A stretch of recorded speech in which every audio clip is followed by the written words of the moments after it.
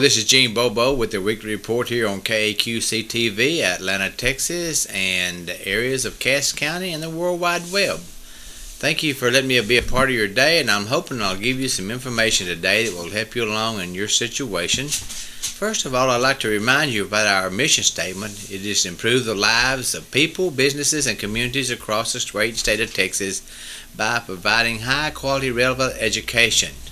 We're the Education Highway in Cass County. So you can call us. You can see our number on the screen, 903-756-5391. You can come by and visit us. We're located on the Courthouse Square in downtown Linden, Texas, right across the street from the bank, the post office, and next door to where we buy our tags, register our automobiles, pay our taxes. That's not a good thing to say, but that's a location number. And I want to just give you a little report on our county courthouse renovation. Each week things are looking a lot better. They're working on the sidewalks now. They're still working inside. I haven't been in there, but one of these days I'm going to take a tour. I carry my hard hat with me. But things are starting to pick up, and hopefully by the end of next month, October, we'll have it ready to go. Come by and see us. Our office hours are from 8 to 12, 1 to 5, Monday through Friday, except for major holidays. And our email for our office, the best thing to do is just go to Texas Extension in Google or Yahoo or whatever type of search engine you have. Type in Texas Extension, and when it comes up, click on that, and it'll bring you to our home page at Texas AgriLife Extension. Look up in the left-hand corner, and it says County Locations. And there you can click there, click on the C's, click on Cass, and there we are. So great information, a lot of good links, and hope you'll visit us. If you want to email me, my personal email at AgriLife Extension is ngbobo@ag.tamu.edu. And hopefully I can answer your emails fairly shortly in a short time. I've been out a lot in the county since the fires over at the Bear Creek fires, with helping with our producers over there and people who are affected by the fires. Continue to remember them in your prayers and your thoughts. But again, we're talking about in the month of September is National Emergency Preparedness month. And this is going to be our last series of programs. Remember, we talked to you last week about this little publication here from Texas AgriLife Extension. It's called Preparing for the Unexpected. You can get information or get informed. You can get prepared, and you can get involved. We have those little books at the office. If you can come by and see us or call us. You can also go online with that website that we talked about a few minutes ago, Texas AgriLife Extension. There's EDEN, which stands for Extension Disaster Education Network, and it's just got loads and loads of information which you can find from EDEN. I just want to go over a few today. We didn't have much time last week, but these are some things that you can find. You can find information for the disaster recovery guides, which is keeping safe, preparing for tree damage, basic first aid, operating a portable generator safely, cleaning up debris, chainsaw safely, supply list for returning home, evaluation and handling food and drinks, removing odors from refrigerators and freezers, hand washing, disinfecting and finding safe water, living without power, assessing structural damages, helping family members cope with the situation, in which I know we have a lot of that situation with the Bear Creek fires. It's just been disastrous. Caring for pets, caring for livestock. That's what I've been kind of doing here the last 2-3 weeks, caring for pets and livestock with feeds and things of this sort. Controlling mold, controlling insects, working with the FEMA, homeowners property insurance, recovering home wastewater treatment systems, preventing fraud, obtaining assistance, reclaiming flooded soil, disinfecting water wells and stored water, salvaging important papers, and that list goes on and on and on. You can see I got a list of things here in that list. It just keeps going on and on. Now, speaking of that, let's talk about, just for a few minutes before we get into the meat of our program. And again, I said this is the last week that we're going to be talking about preparing for disasters. But remember from last week's program, we talked about two different types of disasters. We have natural disasters such as the fires, the wildfires. We've had floods in here. We've had ice storms. We've had tornadoes. We've had windstorms. These are certain types of things that are caused by nature under situations. But a lot of times we have disasters that are man-made. We talked about last week about the trains running through Atlanta and Queen City, all the way through Cass County, over in Bloomberg, in that area with KCS. This is Union Pacific. All those are carrying really toxic chemicals. So that's one of the things we talked about, to always be prepared and think about the plans ahead. We have a lot of major traffic on our roads as far as transportation trucks carrying explosives, as far as gasoline, diesel, other corrosive materials.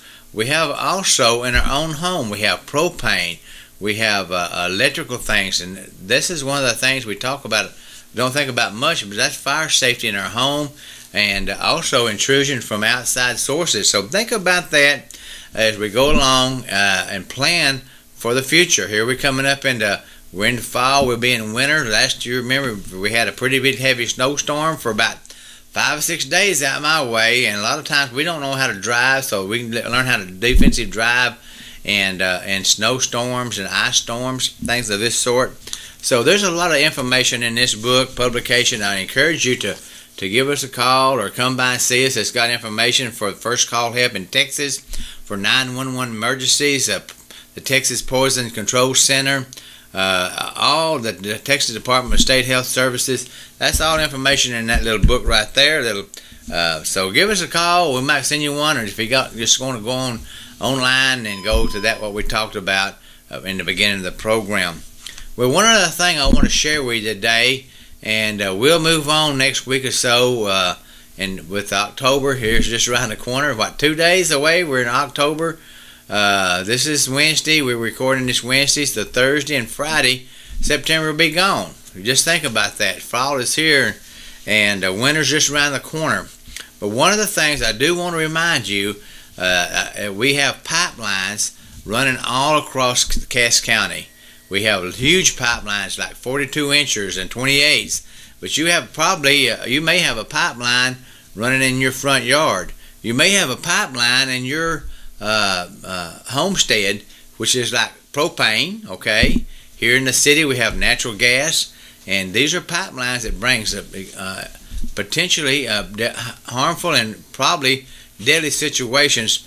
But I want to talk about pipelines in general today, how to recognize an expected leak in a pipeline. You can use your senses. You can use the sense of smell, the sense of sight, and also sound to help you recognize suspected leaks in pipelines. It may be in your home. Maybe you have a gas leak in your home. So sight, smell, and sound, of course, most of the time within our homes, they're not under huge pressure like the ones that are as underground. So this is one of those things, the sight and especially the smell in your home. Now they put a chemical in that natural gas to help you smell, because it's an odorless gas, and it helps you to detect leaks.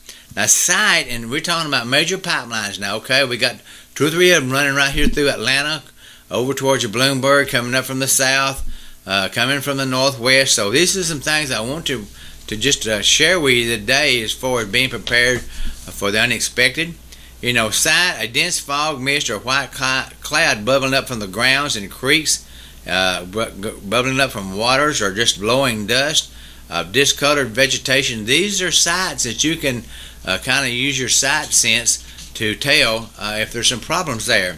Now smell is another one. Now if you're upwind, you may not be able to smell the pipeline materials that's leaking.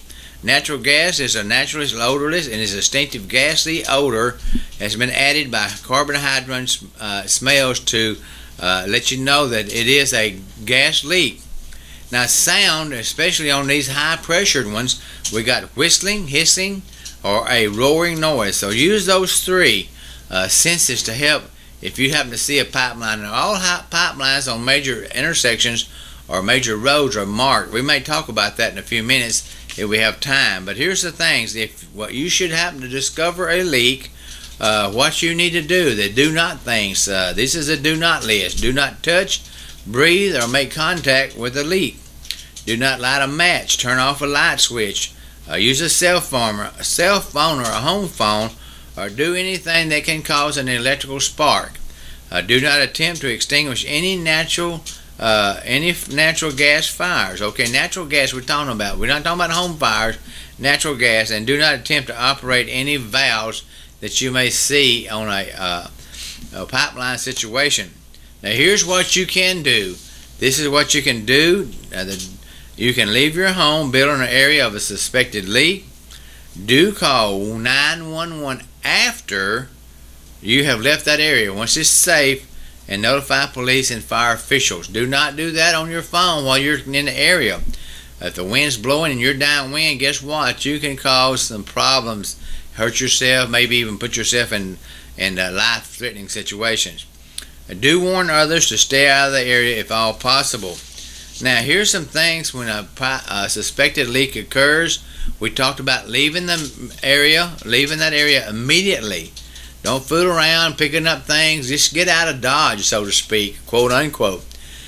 If possible, you can turn off any equipment being used near the suspected leak, but abandoned equipment usually being used and removed upwind from the suspected leak. So if you think you're upwind, you can move out, but just to be safe, I would move out of the area completely.